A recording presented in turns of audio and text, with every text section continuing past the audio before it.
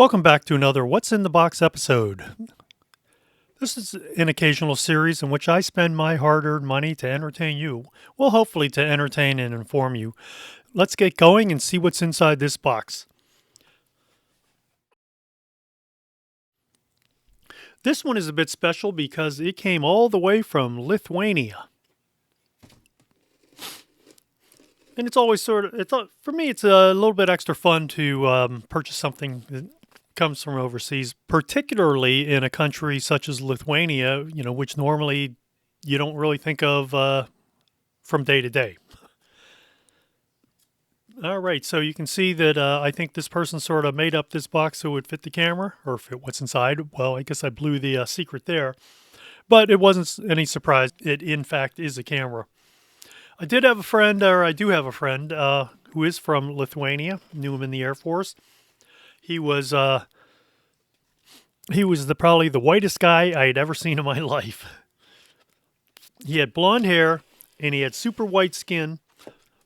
And this was during the disco era, and his favorite thing was to put on his white John Travolta suit. So it was pretty much, well, did he wear a black shirt? I don't recall. But it was white shoes, white pants, a white jacket with his white hair and super white skin.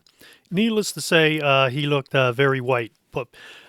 But despite being so white, that boy had some moves.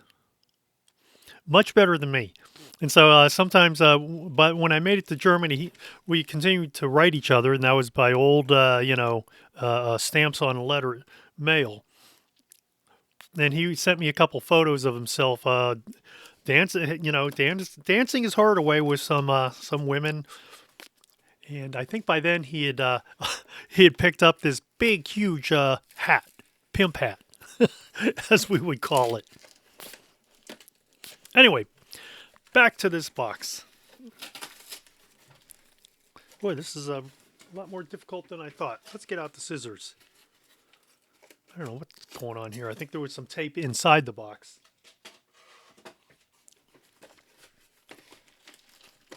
Okay, here we go.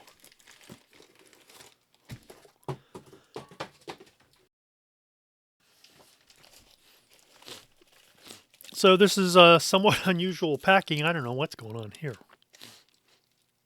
I guess there was no bubble wrap, or I guess this is sort of old bubble wrap or something. Maybe from the time of. Oop, they sent me the wrong thing. Well. Guess I'll be getting on the phone with him. All right. This was supposed to be a camera. However, it doesn't appear to be a camera. This is a lens. What is it? So this is a 42 millimeter lens, standard 55 millimeter. Oh, it's a 1.4 lens. However, not what I had ordered. So I'll be getting on. Actually, I have to get back to him and find out where is the item that I had ordered. So this was a rather quick video. I don't know anything about this lens. We will call this one a day, and what a short video this turned out to be.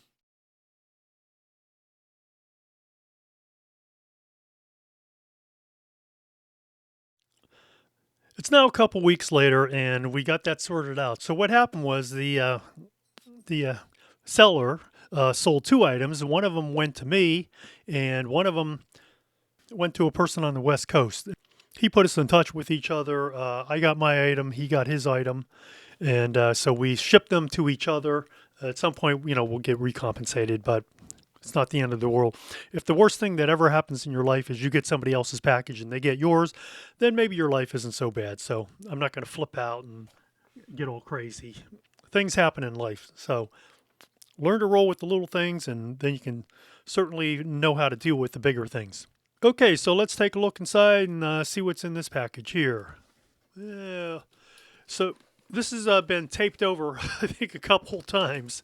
As you can see, several layers of tape. And so once again, this came to me by way of Lithuania to the West Coast to the East Coast. So this is a well-traveled package for sure.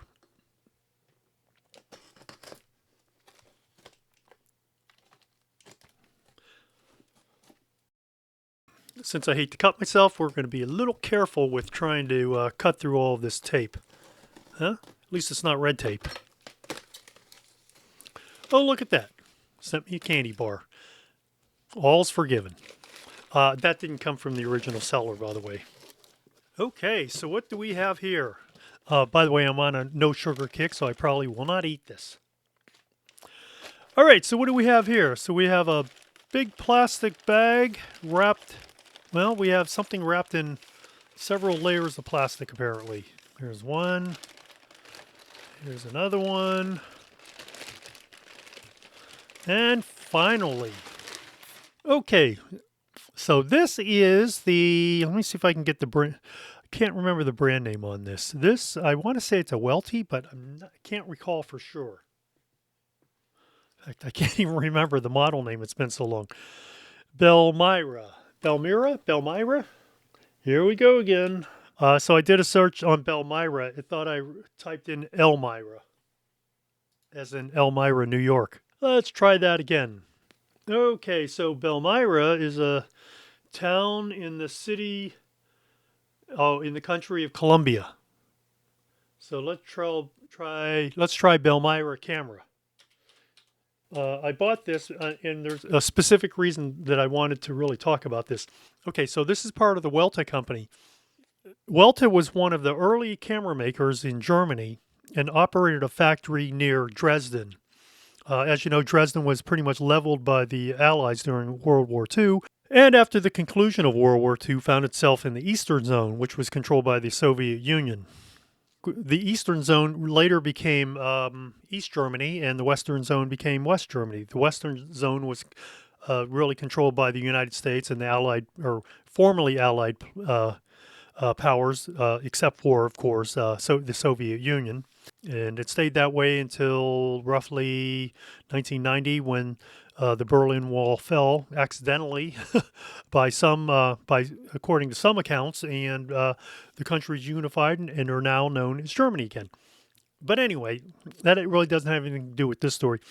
The reason I purchased this is because this is one of the few rangefinder cameras to come out of East Germany. I don't know anything about this camera, so let's see what we can find out about it. This has a fixed lens. That means it's not interchangeable, and it has a tessar. There's something going on with the focusing ring, because as I focus, the ring just spins fairly freely. I think I have a pretty good idea of what the problem is. Usually it's a grub screw. One or more of these grub screws is either missing or need to be tightened. No, there's one missing here. I think I might have an extra, so we will address that problem. This, as I mentioned, this used a 50 millimeter f2.8 tessar, and that was fairly common for that time to be used on some of the better cameras.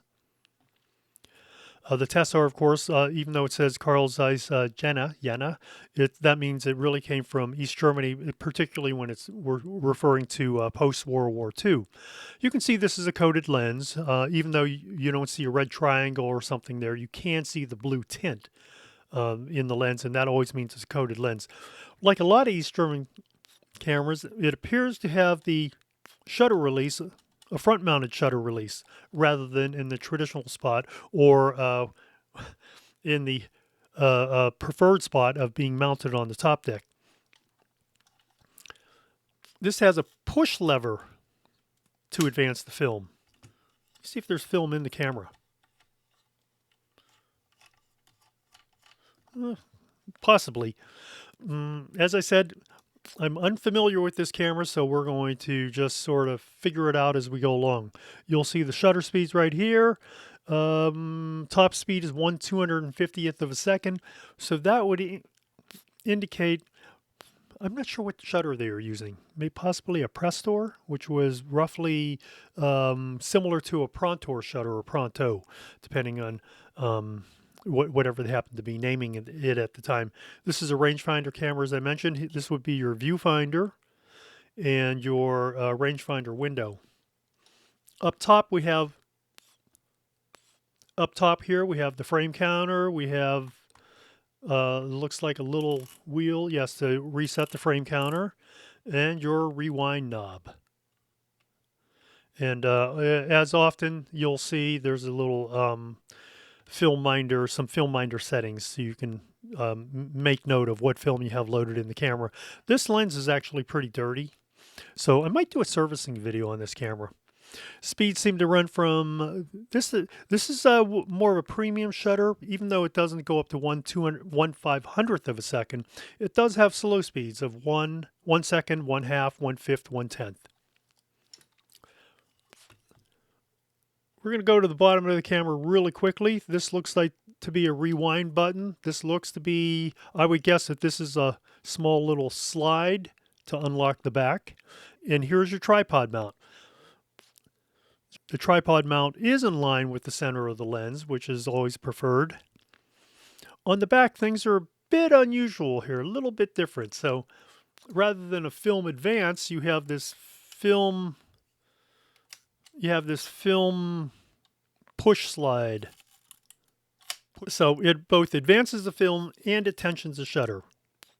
And here's your eyepiece. This eyepiece, of course, it's just a single eyepiece, which means that you have a unified coupled rangefinder slash viewfinder. I would guess that this camera has never been serviced, and you can tell because there's some soiling or discoloration on the body covering. There's a couple of bumps right here, which I'll try to address as well. You know what's interesting about this camera? It doesn't have the name on the manufacturer.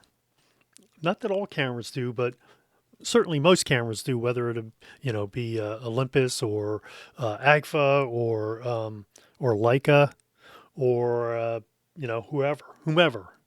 It is rather interesting that there is no name of a camera manufacturer, as far as I can tell, anywhere on the camera. Sometimes you would see it here embossed into the leather, but not in this case. So all you really see is just the camera name, which is Marantz. It's in this funky little script that's definitely a bit hard to read, but not impossible.